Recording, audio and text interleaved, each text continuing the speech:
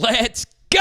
What in the world are the Vikings going to do about this Sam Darnold situation? The dude is balling out of control. We're going to break down the tape as he dismantled Kirk Cousins and his return back to Minnesota. As you can see right here, a player right in his lap. He's still able to throw this football to Jordan Addison, who does a nice redirect. At the end, I'm going to give you two Sam Darnold destinations where he could go this offseason and get some big money. Or do you run it back with them? Or you start the McCarthy era? I don't know. So we then get to hear, every good offensive coordinator does this. So if you're not doing trips bunch on third and medium, you're doing it all wrong. Because look, if you're Sam Darnold pre-snap, if this end is coming, then pause. Really hard pause right there. It's man-to-man with these three guys, right? And I normally, if I'm the quarterback, like to work one of these receivers. That's the trail on this. It's so hard for the corner to sort this out. And once Darnold sees that this corner is trailing Justin Jefferson, he knows where to throw it. Once again, the pocket kind of collapsing, but it's good enough for him to throw an absolute strike. That ball location is beautiful to one of the best wide receivers in NFL history. What a freaking play, Jay Jettis. And then we get to hear Sam freaking Darnold. Are you kidding me? So this honestly is a really good defensive call from Jimmy Lake, the Falcons defensive coordinator. They're bringing a little bit of a loop around, and look at 31. He's able to get through here clean.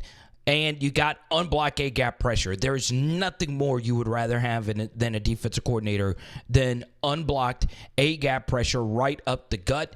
And look at Darnold, make him miss, then with two hands on the football, step through this hole right here. If you're 31, you just got to find a way to make that play. But honestly, this is just ridiculous quarterbacking from Sam Darnold. And then he decides to throw on the run here. Could have had Justin Jefferson for a pretty big one, but he decides to go for the whole daggum thing. Actually, that was Addison.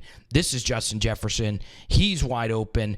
Once again, ball location was a massive issue for the Falcons. Actually, wasn't Addison either open, and Jefferson prances into the end zone for a tutty.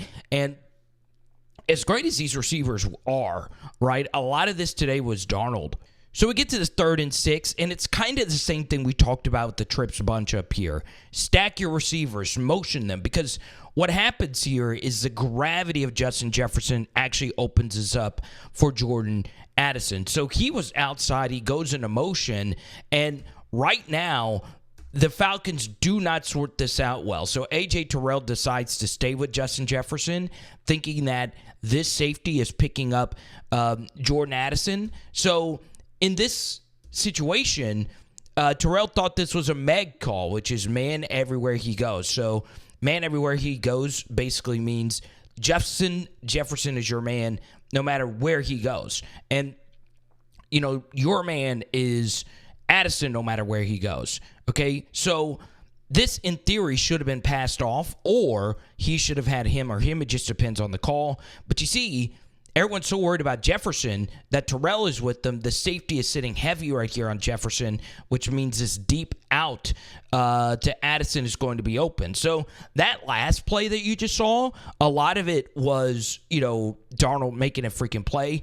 This touchdown is all Justin Jefferson, and it's all protection as well. It's really good up front. They tried to run a twist, and Darnold gets a very easy completion. As you can see, the safety was late getting over here to Addison, and it is an easy touchdown. Wow. So we get to the 2nd and goal, and on the play before this, Addison actually had a huge catch, and he was stopped at the 1-yard line. Then they tried to run a direct snap, and it was a false start penalty. So we get to this play right here, and once again, it's the trips bunch. Every team should do this. And honestly, every team does do it. It's just not to the same level of effectiveness. And this is honestly a really good way to run this play. So what you're doing by having him running out and then back in is you're really screwing with this outside corner. So this could be palms or whatever you want to call it, where if this guy goes to the outside, he's now your man, and Jefferson is now this guy's man. So guess what? If he is now Addison's man, guess what's going to be open? A comeback, just based on the leverage of this DB. So watch this. He's running a whip. He's acting like he's running it out, and then coming back this way is just going to be wide the frick open. Once again, the protection is really good. And look at all the separation for Jordan Addison. But guess what? He still has work to do. You can even make a case that this ball was late. He makes the guy miss, and he's able to score. Really good stuff right there from Jordan Addison. So, let me know what you guys think, Vikings fans. Do you believe this is a for real Super Bowl contending team? Let me know down below. Now, I think the more interesting question going into this offseason is what's going to happen with Sam Darnold. He is working himself into a Baker Mayfield type of deal, right? Where there's going to be a quarterback-hungry team that will be willing to, shell out $30 million or whatever it might cost to go get him. Who is that team? What if, okay, this is crazy chatter. At least hear me out on this. I think both of the teams down below or that you're looking at right now make a lot of sense. Now, I understand coming back to the Jets, really? Well, they're kind of a ready-to-win-now team, right? They just don't have, I guess, the right coach or infrastructure, whatever you want to call it. But Sam Darnold, obviously, if you pair him with the right offensive coach, this would make sense if, of course, Aaron Rodgers retires or if both of these teams decide that they want to move on altogether. So that makes sense. Obviously, that would never happen because the Jets are, well, I don't know if I would make that move either if I were the Jets. And then we get to the Miami Dolphins. Tua, we all know that is a very weird situation. Of course, they're already paying Tua so much freaking money, so they don't have the money to really make this work.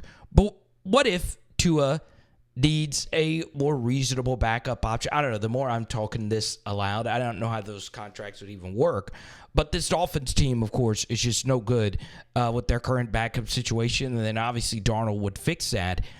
Or maybe the Vikings just do it. Maybe the Vikings actually do just pay Darnold in the offseason the money that he wants. I don't know. You guys got to let me know. You are the real experts. This is actually the first Vikings video I've done in a while. So let me know if you guys think J.J. McCarthy is immediately going to be the guy.